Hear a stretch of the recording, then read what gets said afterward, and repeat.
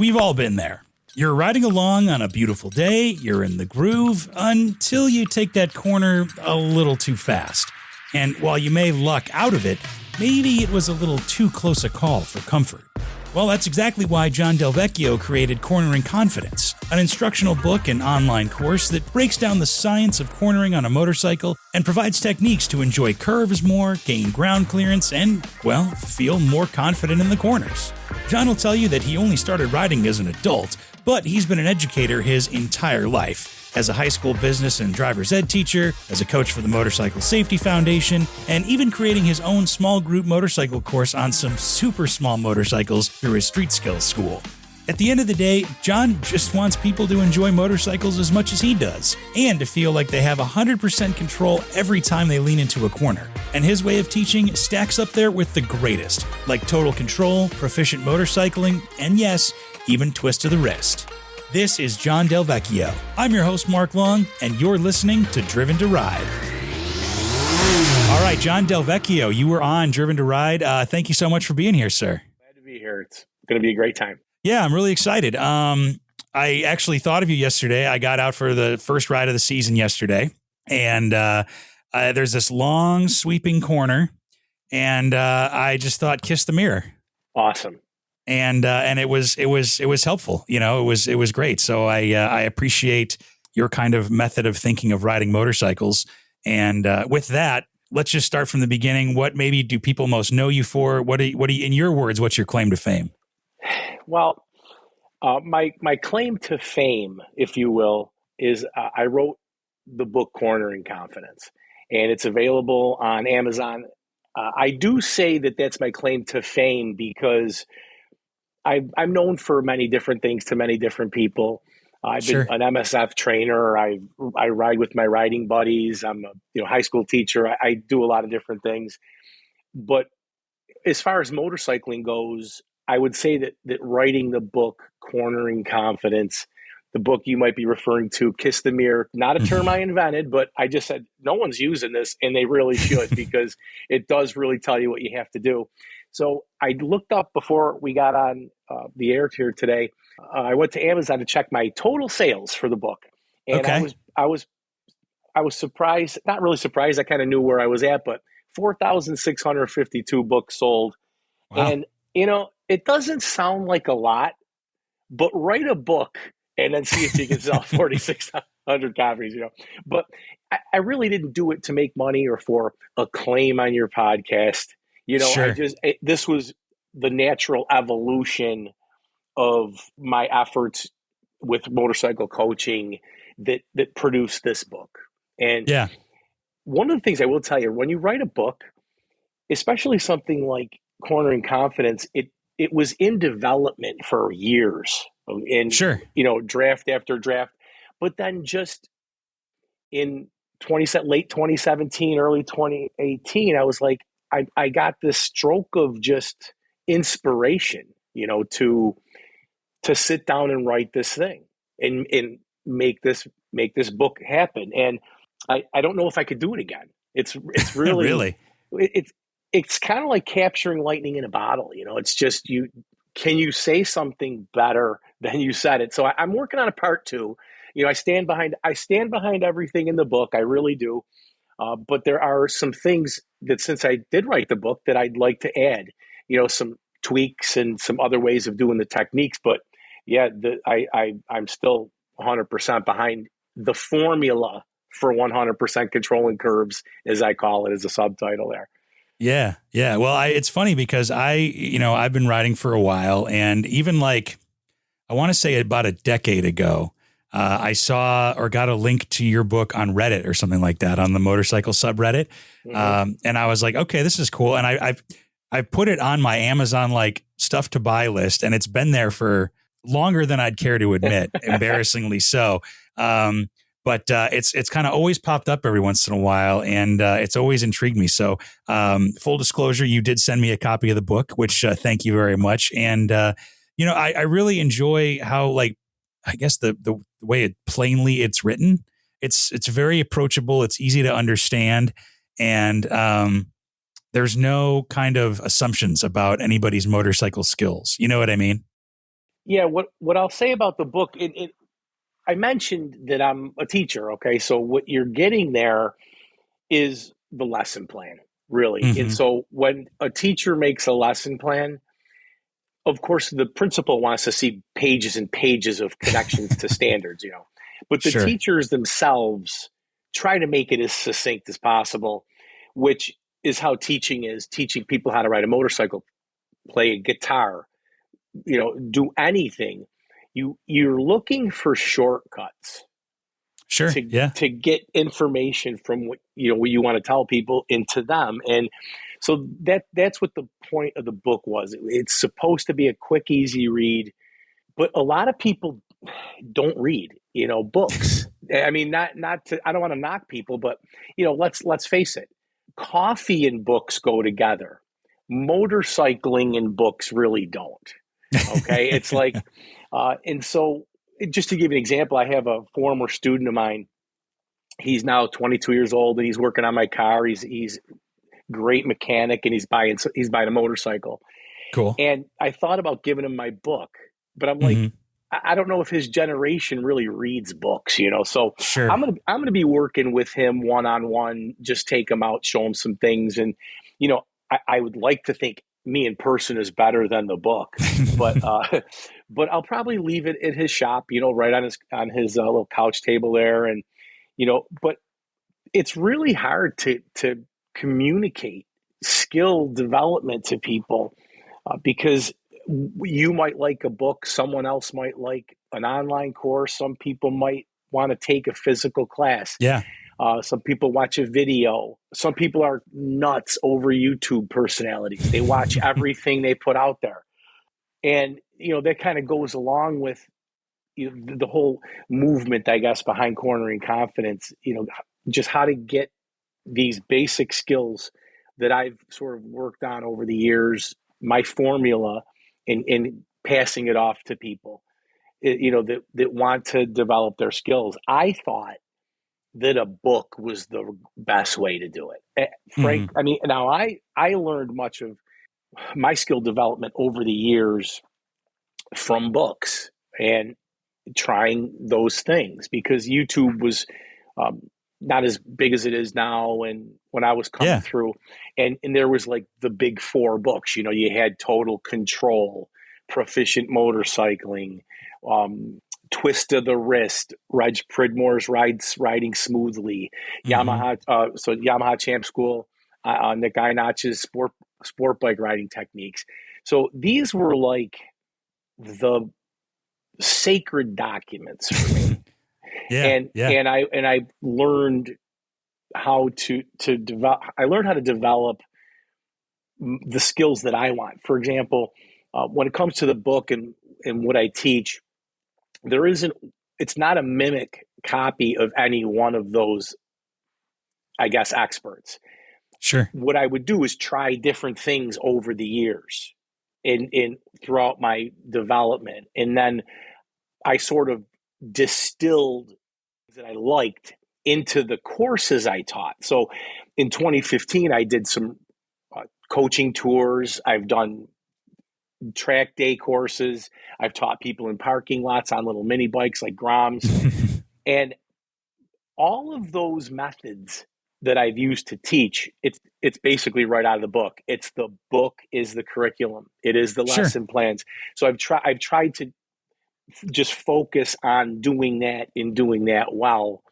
And you said kiss the mirror earlier, and really, if you boil down the things you really need to ride a motorcycle well in the corners, especially if you want to do it at a faster pace, is kiss the mirror. Okay, Hmm. just get your upper body inside and use brake throttle transitions with your right hand, Hmm. and trail brake if you need to if you're going fast. So those two things right there could revolutionize most people's experience behind the handlebars.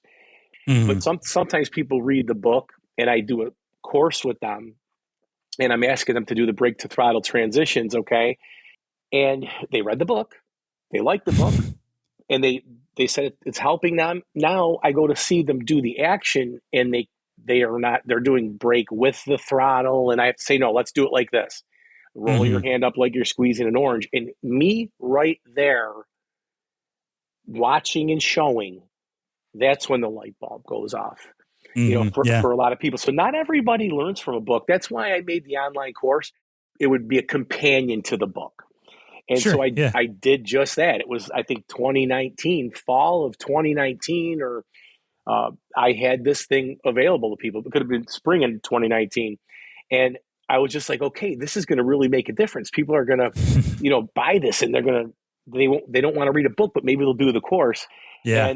And of course, since then, the pros like Champ School and a lot of other people have put one out there. I can't confirm I was the world's first, but I did try to look for one when I put mine out. And it's one of those things where I wear every hat in my school. I'm the marketer, I'm the accountant, I'm the trainer, I'm the curriculum developer, I'm the mechanic when I had the bikes, and I'm also the online course videographer and developer. So the star. Yeah. Jon, you're the star, man. Yeah, it is. Yeah. Without me. But it's been a labor of love. It really is. And I was just this past month, I was going to tally up everybody the number of people I've trained in person, online, this and that. And I said, well, maybe in a couple of years when I'm retired, I'll figure that out. Right now, sure. I'm fine just doing what I'm doing. Yeah. Well, let's go back a little bit, maybe not to the beginning just yet, but how did you get into teaching motorcycles and motorcycle technique and cornering confidence and the MSF? How did that all get started? Yeah. So I'll try to keep it pretty short because I can talk for hours. I'm just a talker, but sure. I became an MSF coach about maybe 5 or 6 years after I started riding. So I had a motorcycle in college. Actually, for one summer, I was a mason laborer, and one of the masons gave me a motorcycle. I didn't know what I was doing. I was 20 years old. I almost killed myself on it. The bike, it was a 1975 Yamaha something. I looked like Fonzie's bike, Right. And it wasn't running real well. And I was in the middle of college, and I said, you know what? I'll sell this. I give it back to the guy. That's what I did. I gave it back to him. And I said, someday I'll get a bike. And then life just kind of happened. And when I was about 31 years old, I had 2 kids. They were 1 and 3. And I decided I wanted to ride a motorcycle, not quite the standard path for people, but yeah, I said, this is what I'm doing. I've always wanted to. And because I'm a teacher, I like explaining things to people. I think you will agree that when you teach someone something, you get better at it. Oh, 100%. And so my goal at the time, I actually had a mentor. He turned out to be my mentor. His name's Ron. And he was the Learn to Ride, which is the MSF site here. He was the guy, he owned it. So I'm a driver ed teacher in the summers and that kind of thing, as well as teach business electives, during the school year in high school. And so I had him come because I took the class, and I would have him come talk to the kids about motorcycles and that kind of thing. Oh, that's smart. I developed a friendship with the guy. And of course, if you've talked to anybody who runs an MSF site, they're always looking for people, right? So he needed someone. And I said, I do have these small kids. Maybe I want to learn as much as I can and submerge myself into this training thing to put the odds in my favor, kind of thing. Yeah, to make yourself a better rider. Yeah. Yeah, to make myself a better rider. Plus, it was a great side gig for a teacher, and so there was a few extra bucks there. Sure, but it was a really good experience. But you got to understand, the MSF coaches a lot of times they kind of ride with the same skills. Unfortunately, they're using basic skills when they ride because that's what they know. As a matter of fact, I taught in Salt Lake City, Utah. I went to a BMW rally to do training, and I had an MSF coach come, and I was teaching a little bit about trail braking and how we're going to be braking in the curve a little bit. And he was just kind of like, he wanted to throw water on me, see if I was a vampire, because I'm like, just with holy water or whatever. It's like, he's like, that's blasphemy, He's like, Right. That's too much too fast. Yeah. You're you're going to gonna get get people people hurt. Yeah. hurt, and oh my god, if not too many people have told me this, but I have gotten, you're gonna get people hurt from people. Mm.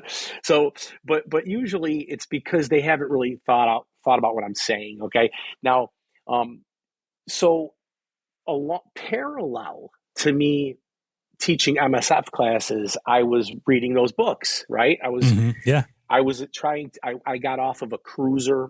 My first motorcycle was a Suzuki Savage 650, Yeah. and the single there. Yep. And I got off of that after about 4 years. Around the time before I became, actually, that bike was gone. I had a V-Strom when I started being a coach, and I just wanted. I started to look at what's beyond these gates in the parking lot, and Yeah, for sure. what techniques are out there. And so in parallel, I was thinking, well, we're not supposed to teach outside the cards. Okay. So like the instructor cards, you stick to Oh, the sure. curriculum, and that's Mm-hmm. 100% the way it has to be. Yeah. But I got to a point where after 10 years, I thought, let me see if I got tired of kind of, this is the clutch. You know what I mean?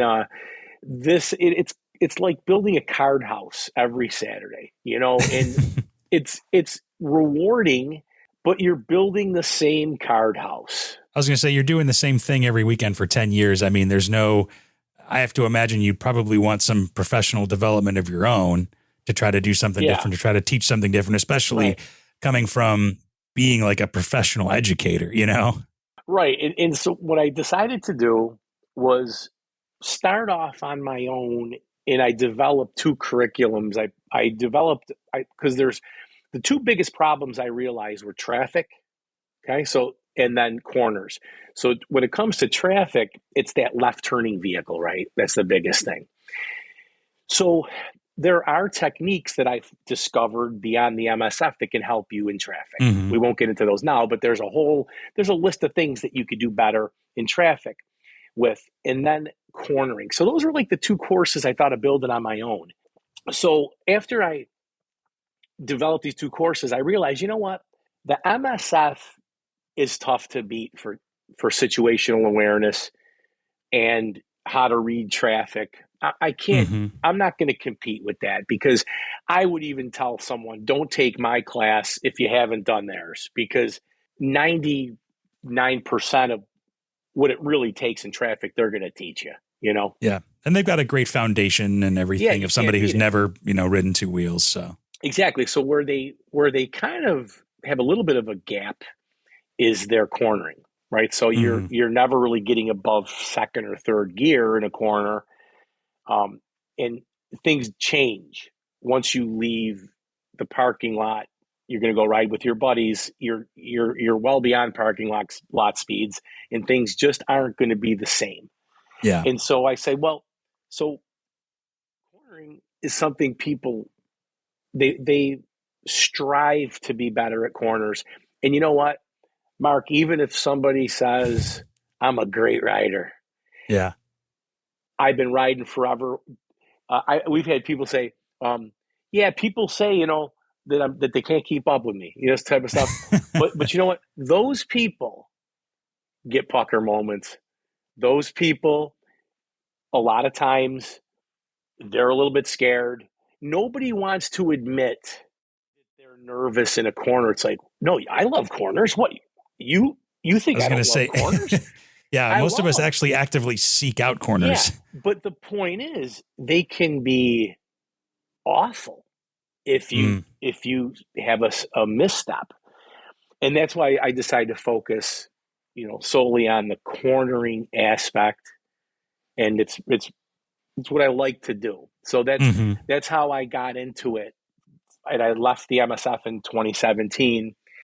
Well, what's so fulfilling for you personally to be able to teach people, cornering confidence or back with the MSF? I mean, what do you get out of it? I really don't know. I really don't know. It's hard to answer. I just can't help myself. I'm a pretty, I don't know. I'm not I guess, arrogant person. Some might say I think too much of myself if I'm getting in front of crowds and talking about like motorcycling like I know what I'm doing. But it's part of who I am. I became a teacher sort of, you know, just because I took the path, but it's been a good career for me because I do like explaining things to people. Sure. I like seeing someone better at something or grow in some way.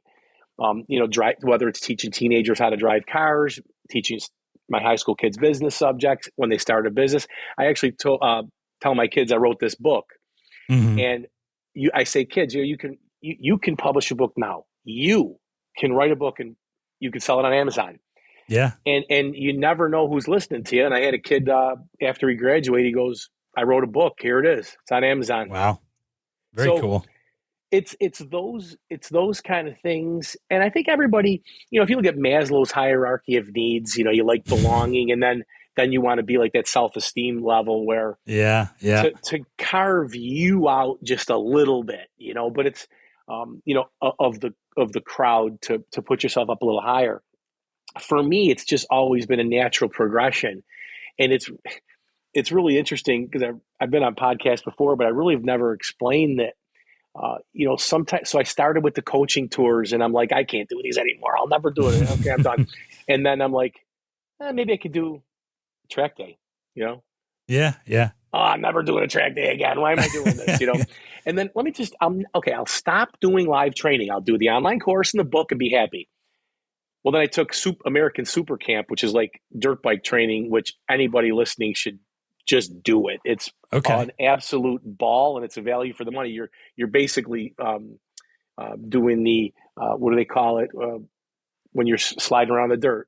It's called sure, like Supercross stuff. No, it's flat track.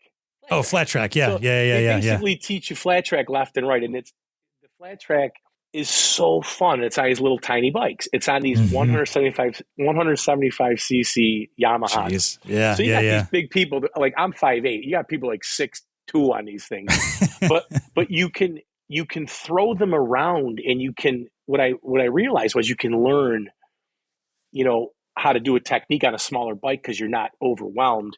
And then so I said, you know what? Okay, maybe I'll try I'll buy 4 Chinese Groms and I'll make a fleet because they'll be cheap enough motorcycles, and I'll do a little trail breaking camp. There you go. Yeah. Turned out to be a phenomenal experience, but then there was headaches associated with those motorcycles. They didn't run real well. First time I taught in the rain with them, I had modified 2 to run better. As soon as the air filter got wet, they died. I couldn't use them. Jeez. I mean, that was just one of the problems, right?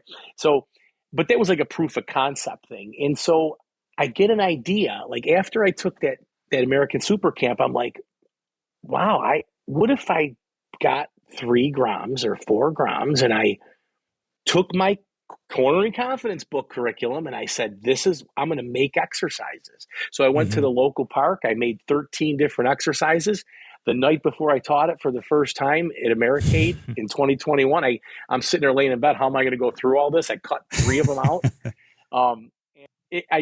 I kind of a lot of times aim after I shoot. It's kind of like sure, yeah. Ready, fire, aim. Yeah, I do have this impulsivity to my personality that I just need to see it through to see if it's going to work.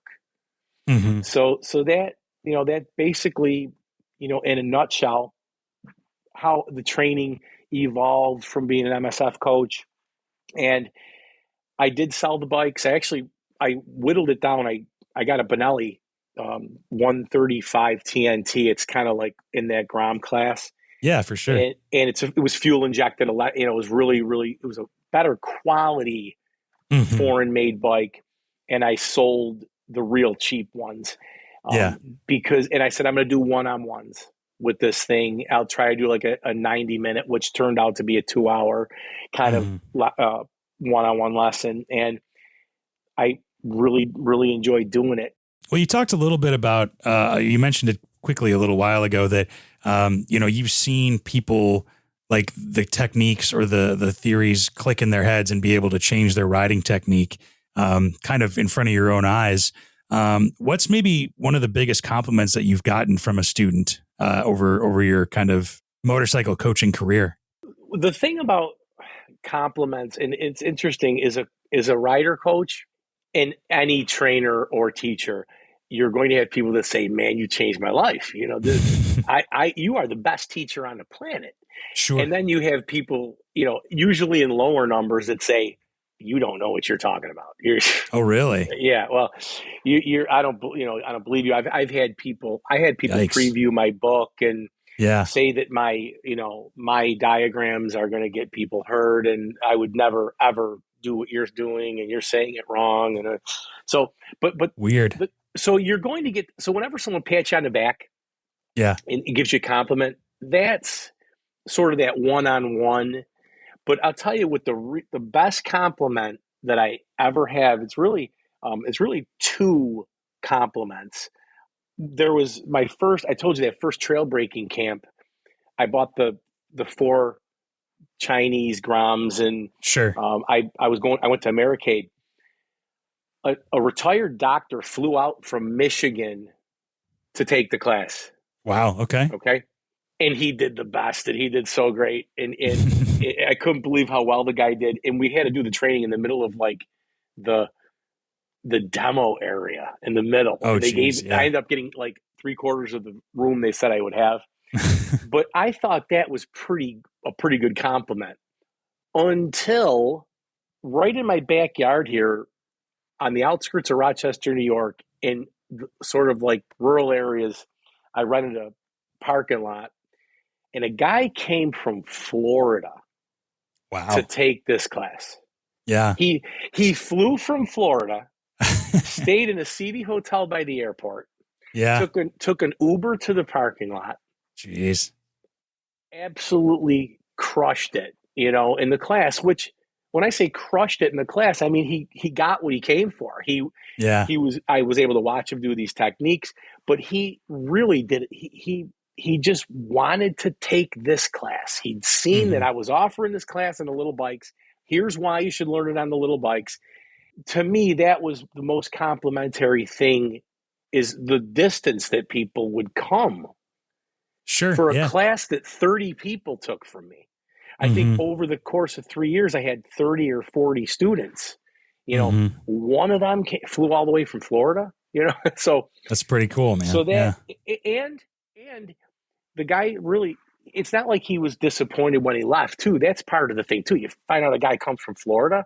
You're like, geez, I better make sure this is a great experience. Bring your A game. He ended up going to Amazon, posting a book review, and just couldn't say enough good things. And here I had him on these substandard motorcycles, and you had to see this parking lot. There were big, huge light poles in the middle, kept me up at night. But that was really it. I do have a kind of, I call it Cornering Confidence 2.0. It's just going to be a little book in addition to the main one. I don't want to rewrite the book, right? And then put a new edition in where this one is. And I like what it's doing. So I got the second edition coming out in probably in a couple of years. Maybe that'll bolster sales. There you go. Do you have like a big motorcycle trip planned for your retirement or anything? Or I'd really, for my retirement, I would probably like to do Route 66. A lot of people, what they do, not a lot of people, but I've heard people do this thing where they buy a bike and then they ride it for a week out west. They park it in a storage container room or a storage facility. Then they go home, and then a month or two later, they come out, ride the bike another leg, and you get to see the country that way. Sure, yeah. I do have plans to do more riding when I retire, but I also do, I do some pretty big trips now. We're actually planning our summer trip. My buddies and I, we do like a big summer trip. We've been doing a big summer trip since about 2013-ish. Oh, cool. Yeah. And we've been all over the place. We really haven't been much past Utah. Okay. We're actually in the talks right now. We were going to go to Denver. We were going to head out there. We call it a trailer trip if we have to go that far. Sure. Yeah. I mean, you're yeah, more than halfway across the country at yeah. that point. So So last night though, at the coffee shop, we meet every Thursday night. We'll ride our bikes. And as a matter of fact, yesterday was my first ride it was of a the great day season as for it, well as man. yours. Yeah, There it we was really go. beautiful here too. So a bunch of us rode our bikes to coffee. We'll go in the winter even in our cars, and we talk, summer trips and what we want to do, this and that. But right at the end of our discussion, we said, hey, maybe we'll go to California and ride California, because none of us really have except one of the guys. And we said, maybe we'll try one of these twisted roads or rider share and Oh, rent a sure. Yeah. bike from somebody, right? So the idea is maybe fly into Vegas, and then when we get there, we can maybe pick up some bikes in Las Vegas from these twisted road people, and then do our California and maybe a little bit of out that way and do our trip there. So my job, I just got my task, is to see if I can round up someone who has, some bikes to rent, maybe several of them, so we Sure. could fly in and get them. But we do see a lot of the country. There's just so much to see. Our friends So went to the much. Canary Islands. I mean, Oh, I geez. wasn't on that trip, but it's like there's just so many places you could go. Do you have a trip that you've done that like is like bar none, like the best trip you've ever taken so far? Yeah, there's two places that if someone's listening to this podcast, you got to find your way on at least Beartooth Pass into Montana. Okay. It's going to have to be probably in the summer months, but it's indescribable. The Beartooth Pass, it takes you from, I think it's Wyoming into Montana. It's Red Okay. Lodge. It dumps you off at the southern border of Montana at Red Lodge, Montana. Mm-hmm. But then I think whatever borders, and I do believe it's Wyoming. But it is just an amazing place. And I was out there with about 12 or 14 people. Oh, wow. Okay. But what happened was, on the way in and out of Red Lodge, I found myself alone. It was like the groups we were with were kind of separated. And then the guys I was with, we had a new rider with us, a son of one of our riders. And so they were hanging back. And I just found myself alone in this just wilderness. And if go to Google Maps and just drop a pin on where this place is and just see where you are. Yeah. It was me and the mountains and the road. It was like on the way in, and then the next morning on the way out. I couldn't believe it. It was just a really great feeling. The other road, I mean, we go down to Tail of the Dragon probably every other year. We're down in that area. It's tough to beat those roads, but there's a road in Utah. It's called the $1 Million Road.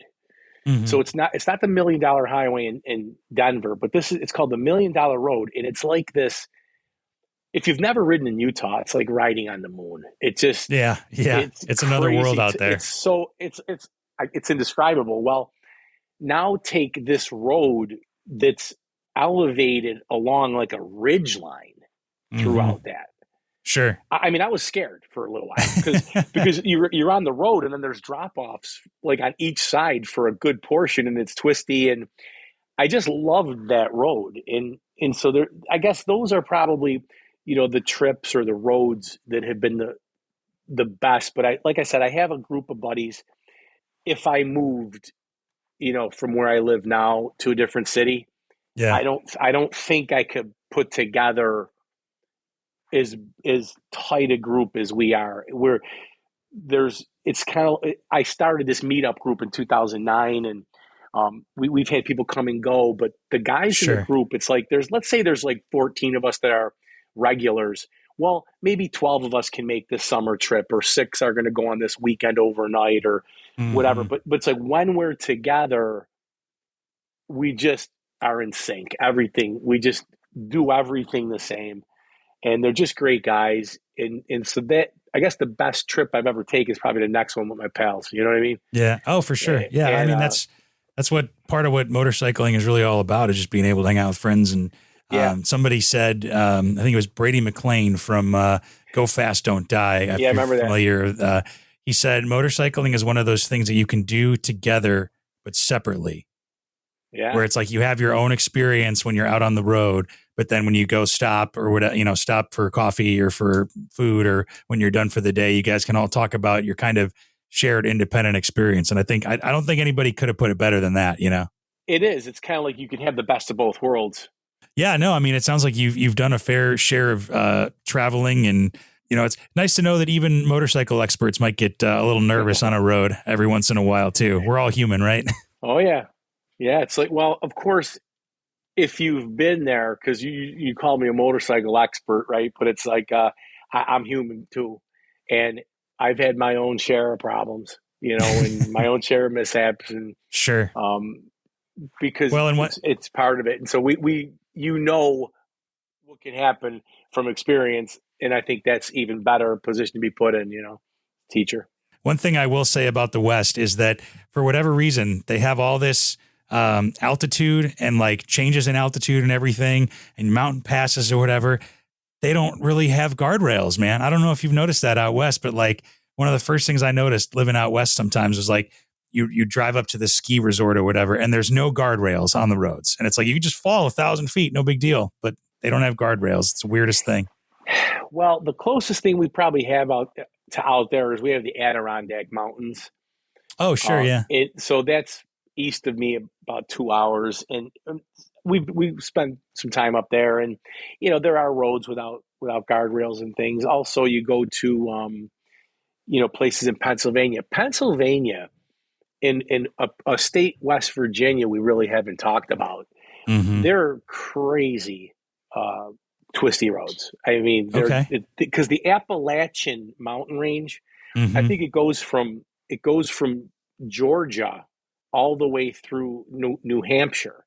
Okay. Oh, sure, yeah. And because there's the Appalachian Trail, and so you have people that hike this thing. They got to start when it's warm and get done by winter and stuff like that. Mm-hmm. And so you got to think about how you're going to put roads over these places, right? They're not going to be straight roads, and so right.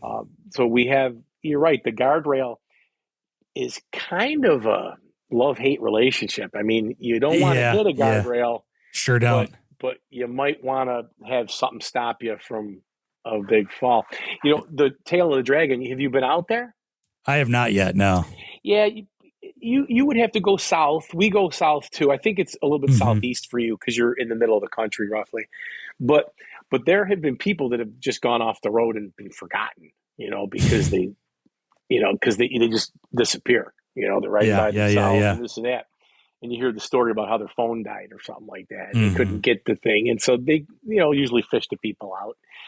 But yeah, even with guardrails, I mean, mountain roads are fun, but on the same side, you better stay on the road because if you leave, you could go for quite a fall. That's kind of what the point of cornering confidence is, wouldn't you say? Yeah, I would. I really would. I think that it's like riding a bike. If you learn the right skills, I can't tell you how much it's improved my enjoyment, the cornering confidence book content, the trail braking, the brake throttle transitions, the confidence I've gotten from it, and just the years of enjoyment from it. It's interesting because I rode many years without doing it. Sure, yeah. And I was riding on a lot of the same roads. I just don't know how I made it as far as I did without this technique because, it's kind of like, someone finds God. It's like they have their life before and after God. You know what I mean? Sure, it's like, yeah. To me, there's just before trail braking my riding and then after. Complete separate chapters. And if you're only going to ride what you ride with the skills you learn in the BRC, you can ride a very long career with those techniques.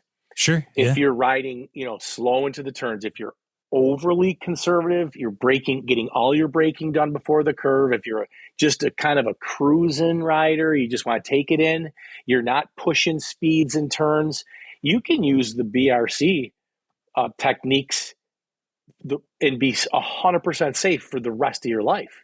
Yeah, there's nothing wrong with that, yeah. But most of the riders that you and I maybe know or that we see out there, they want to keep up with their buddies, and I want to go out with the guys on Sunday, and we're gonna go to the mountains, and we're gonna go fast. And by the way, I'm a really fast rider. And one of the things I was thinking about today when I was talking to my buddy about going out west and maybe renting someone else's motorcycles, Mm-hmm. I was telling him what I'm going to tell you, and what I think is really true.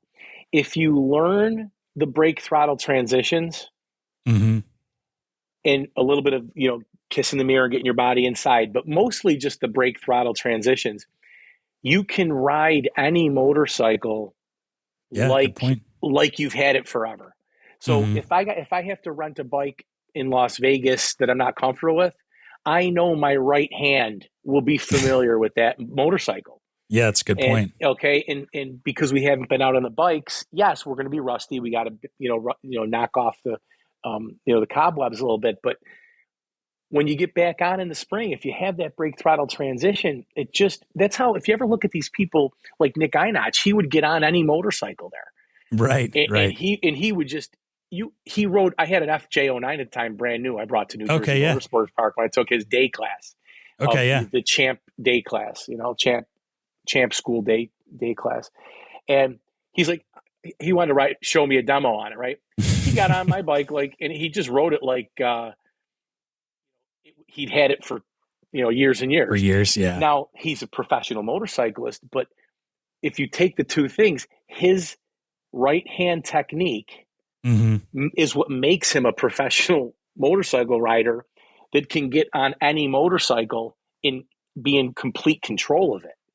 That's a great point. Yeah. And so that's why I guess I'm sort of on a kick or a mission to get this just brake throttle transitioning technique out there. And it's not even like saying doing trail braking. Trail braking is a byproduct. It's a secondary thing of value that comes with learning the brake throttle transition with that right hand. Because if you're going to use it when you're going through a parking lot, you'll use it when you go slow into a turn. It just so happens to be when you release the brake.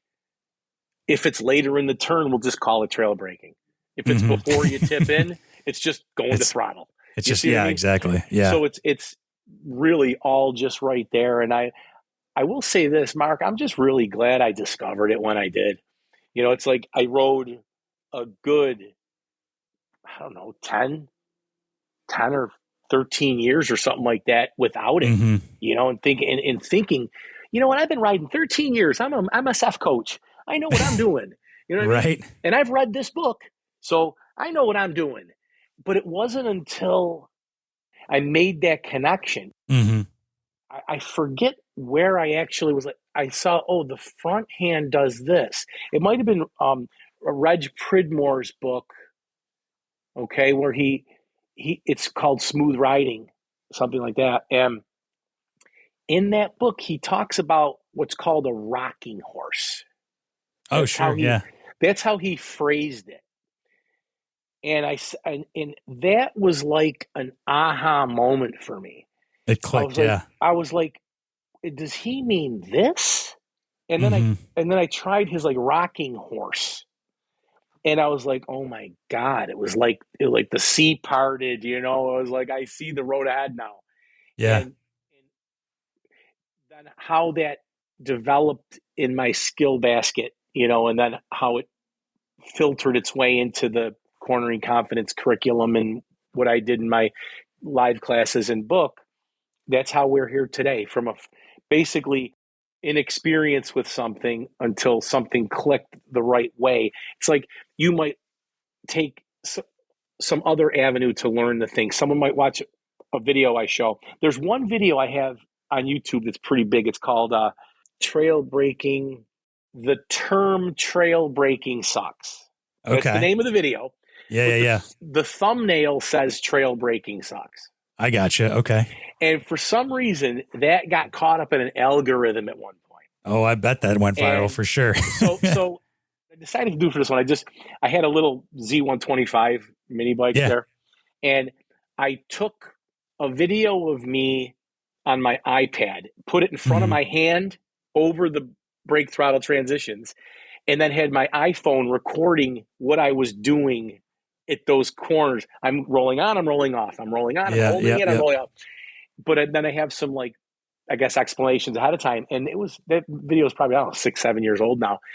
But that one really explains it. And so, what we're trying to get through to people here, but it's not an easy concept, but it is. It's really strange. It's not rocket science, but it's simple, but it's not easy. Maybe, yeah. And then on top of it, one of the things my friend said too about renting these motorcycles, you don't know what you're going to get, right? So, what if someone doesn't have their brake really?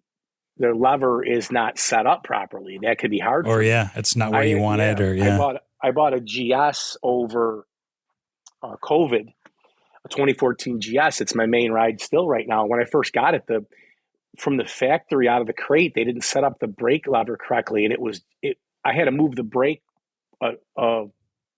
half to an inch of travel before I was getting any response.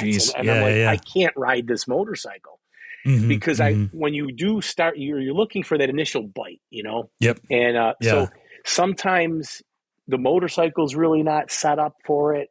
But I do encourage anybody listening, find some resource that works for you. My book is just one resource, but if you could really learn what it is, it makes such a huge difference in your comfort, enjoyment, safety, and enjoyment skyrockets. With this technique.